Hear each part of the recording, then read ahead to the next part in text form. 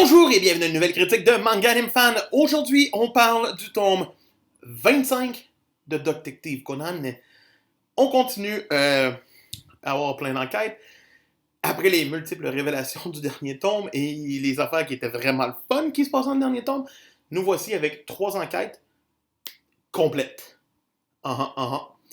J'aimerais que l'auteur ait compris qu'il fallait qu'il fasse ses enquêtes au complet et qu'il arrête de laisser les enfants, les gens sur des cliffhangers genre ah, on a commencé l'enquête, dans le prochain tome, on l'a fini. Non, non, non, non, non, non, non, non. Les gens achètent ta série.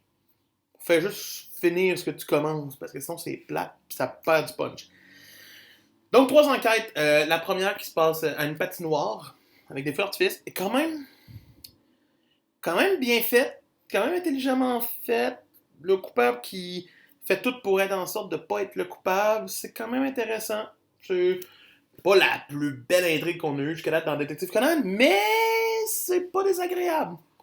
Quand même, un bon plus.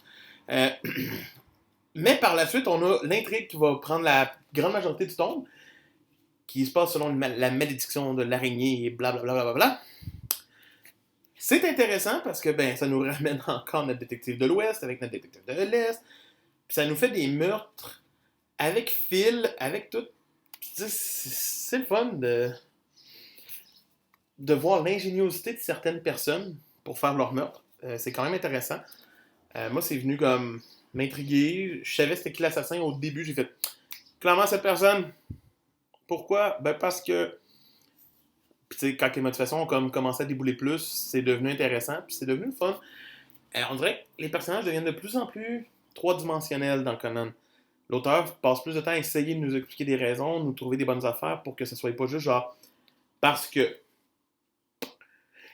Dernière enquête qu'on a, dans le fond, c'est qu'on se retrouve avec la gang des jeunes détectives, comme d'habitude.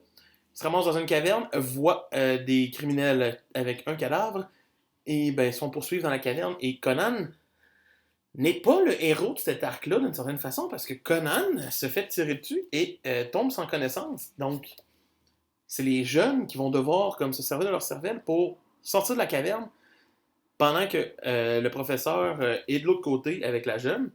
Ah oui, puis leur but, ça va être de sauver Conan avant qu'il soit trop tard. C'est vraiment bien fait. Oui, c'est pas encore clair vraiment comment il s'en sort parce que le tome finit avec peut-être Aram qui sait que c'est Shinichi. C'est un tome 25 quand même qui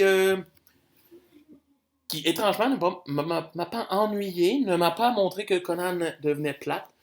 Puis malgré que le tome 24 était merveilleux, totalement merveilleux, ce tome 25-là était solide. Les enquêtes étaient bien menées, puis la dernière était palpitante avec la survie de Conan en jeu. Et pour ça, je donne une note de 16 sur 20 au tome 25 de Détective Conan. C'était Manga Anime Fan qui vous dit, oubliez pas, la relecture de Soul Eater continue à 4h, puis sinon, moi je vous dis, à plus. C'était Manga Anime Fan qui vous dit, abonnez-vous et likez. Bye!